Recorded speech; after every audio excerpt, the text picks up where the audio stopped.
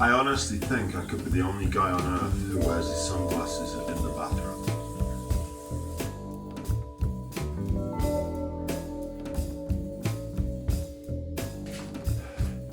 Hi guys, Alex here at 40's Fight Club, and today is the special episode. We're going to do a full-on vlog, travel vlog, training vlog. And we could do that again, but I'll probably use some of that footage. Anyway, so today is a special day. I'm travelling down to see my long-term friend and now BJJ coach, Dwayne Harper. I've been training with Dwayne for about as many years as I can remember now. But Dwayne went on to progress with his BJJ, and I enjoy training that with him very much, so that's what we're going to be doing today. And then after that, I'm travelling across from Skipton east to York, where I'm going to catch up with my friend and 2 times World Muay Thai Champion, Rich Cadden. And before I do any of that, I guess I'd better get myself there. See you in a little while.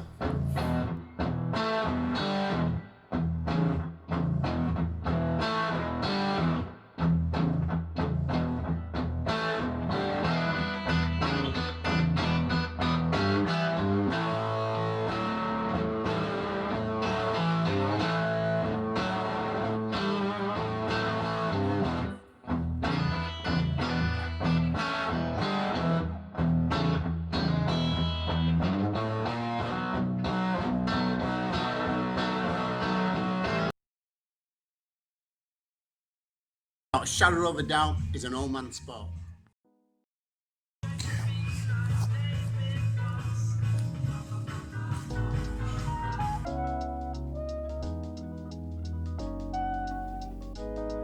My name is Dwayne Harper. I'm a 2nd degree black belt under Leo Nagal, and this is Old Guard Jiu-jitsu. That's a car alarm.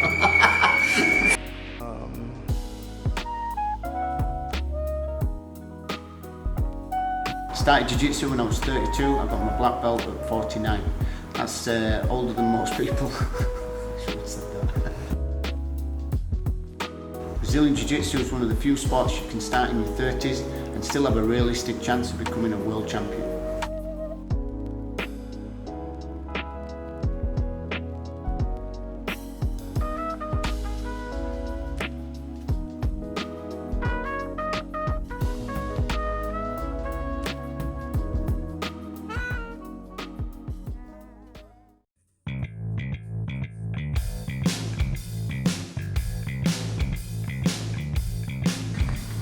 So as part of 40's Fight Club, I quite often say working for Fight Store and Rev Gear doesn't mean that I get to do all these interesting things where I train all day. In fact, I have to work like everyone else. Well, it's all a lie.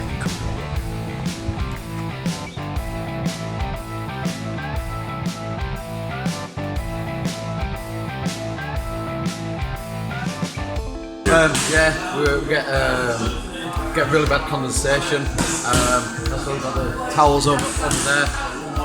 We only get it under the skylights, but that's generally where literally rains on the And this literally peels off onto the floor down here, drops off. Yeah, and it's causing a bit of a problem. This is probably the most used bag that we have. There's no one like using it next to the stanchions.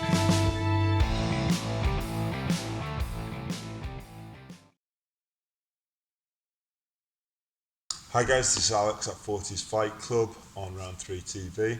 I'm here in York at Chok D Muay Thai and MMA Academy, and I'm with my friend Rich Cadden, who's 2 times Muay Thai World Champion, and he is officially in the 40's Fight Club.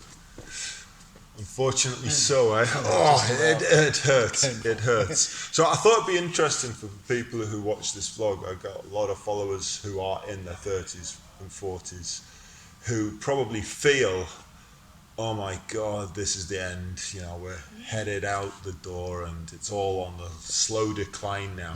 But, you know, we're bucking the trend, aren't we, Matt? Yeah. So what are the changes that you're beginning to have to make now you're in this esteemed group of individuals? Well, it's like the old adage says, like beware of the old man in a young man's sport.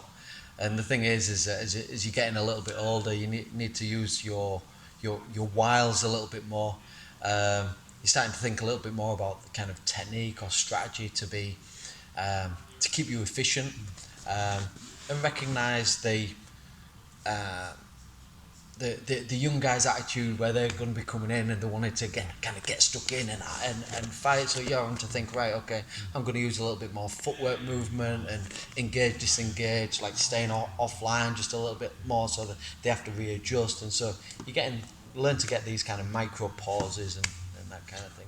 On more of a fitness and motivation level, if we split the two things up, actually, one of the things I've noticed a lot since, especially I'm in my mid-40s, and one of the things I've noticed is I am becoming more prone to injuries, like little things, like niggly things. They're not big, but they're enough. Yeah. And like, being a martial artist for a long time, I'll just work through them, but it's not smart. Now I've had a groin injury recently, and then I train on it, then I make it worse. Then I go, oh, what else can I do? So I'll do this, and then I make it worse.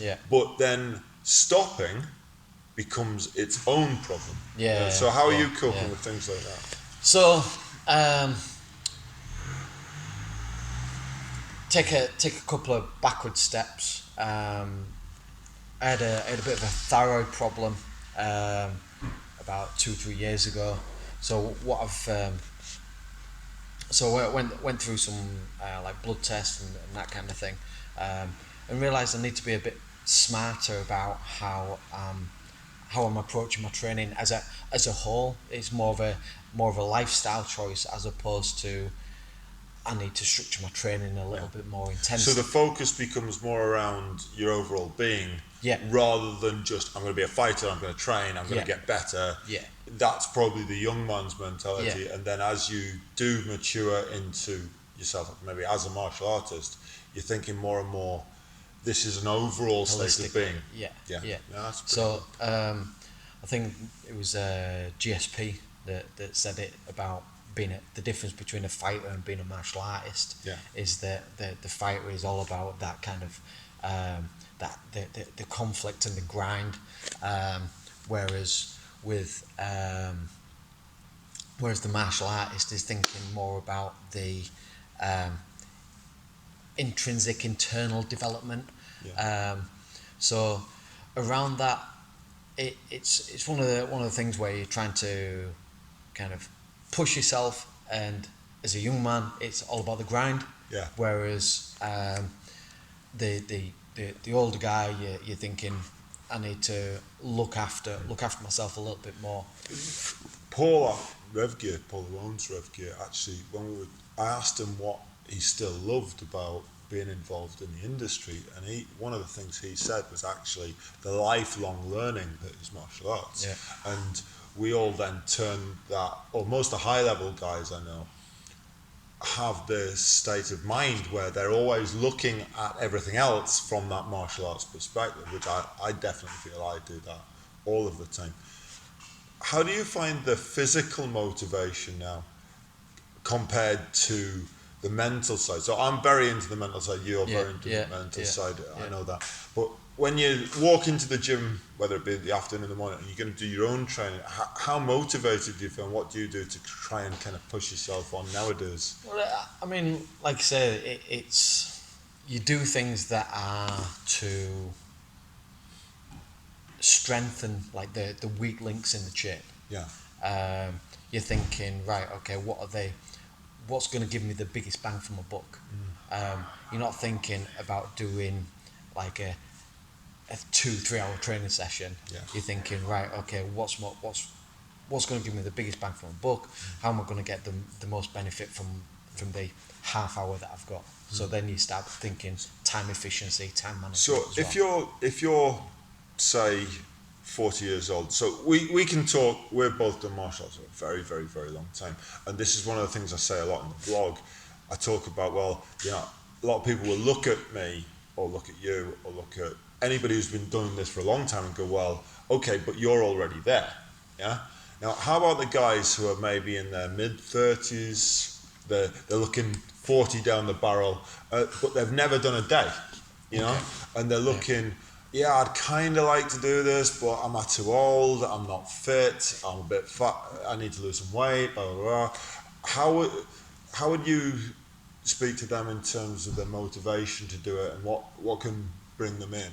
Okay, so we've had people coming here before that have been in that exact situation, and I come at it from a purely strength and conditioning perspective. First of all, you get your movement patterns, then you like movement patterns and coordination, then you get your athleticism, and then you start kind of pulling it together. So you're understanding when to use that kind of fast twitch muscle, slow twitch muscle, and that kind of thing. But so long as the movement patterns are right, then the overall style will remain, even if you're not as athletic as these young kids. Yeah. Because that's what they've got on their side. However, do what you can with what you've got. So for the guy who's never done a day and he's looking at a variety of activities, but he's always fancied doing some Muay Thai or Jiu-jitsu, or he's maybe watched it on the telly or whatever. Yeah. What would your advice to be him? Like, what's he going to get out of it over and above going to Bannatynes? Well, it's more fun. It's just more fun. I mean, like it tends to be the younger guys that think about doing martial arts from like a confidence perspective, but a lot of older guys have already got that confidence. Yeah. They don't need the physical confidence in day to day. They don't think or worry about confrontation. Yeah. It's more of a case of it's got to now become an internal thing, which is what we were kind of talking about before. Exactly. Yeah, right. Exactly. Cool. And lastly, so I was talking about motivation again. So I sometimes struggle with it, and this is one of the things that I have to get myself into. I often talk about, right, even if I don't want to do anything, this hurts and that hurts and the other hurts. Like, I almost have what I call like a minimum standard, where I'll go, well, if I'm doing nothing today, I'm doing 100 press-ups. Like, even if I'm doing nothing, I'm still doing 100 press-ups. Yeah. How are you with that? Yeah. Well, it's a program. It's a schedule. If it's on the schedule, it's getting done. If it's on the schedule, it's getting done. I think that's pretty strong advice, actually. And the thing is that, like, it's easy to find an excuse of not to do something. You can always distract, you can always procrastinate, you can always find another reason of not to do it. But when push comes to shove, that work still has to be done eventually anyway. Whether it's today, whether it's tomorrow, whether it's next week, you still got that job to do, because that's part of the process, part of the development. So I think we've got that one. We've nailed that one. Definitely, we've nailed that one. So last of last. Right. So 2-time World Muay Thai Champion, ISK. The 2 world champions were WPMF, World Professional Muay Thai Federation. And now you got a Jiu-jitsu purple belt. Yeah. Right. Okay. So you just got to be honest with everybody. Yeah. Right? The whole world could possibly see this. It probably won't, but could possibly. At age 40 something, which do you prefer nowadays? Jiu-jitsu sparring or Muay Thai sparring? Oh, this is a big one. He's on the spot now. Yeah. You can sit on the fence. You can sit. I'm going to stay on the fence. The thing is that either way you look at it, you're still doing martial arts. Yeah. Either way you're doing it, you're just playing a combat sports game at a different range, or on a different plane. Obviously, Thai boxing stood up, Jiu-jitsu we're on the floor. Sometimes you're on your back, sometimes you're underneath a 100-kilo guy trying to squash the crap out of you. Yeah. But learning how to get out of that situation and know what to do in that situation is what it's all about. And with the growth of MMA and with the growth of different styles of martial arts, you need to know what to do in each So situation. the answer is you like them both equally. Yeah, yeah. We believe them, thousands wouldn't. Rich Ken, thanks very much. Man. Thank you. Thank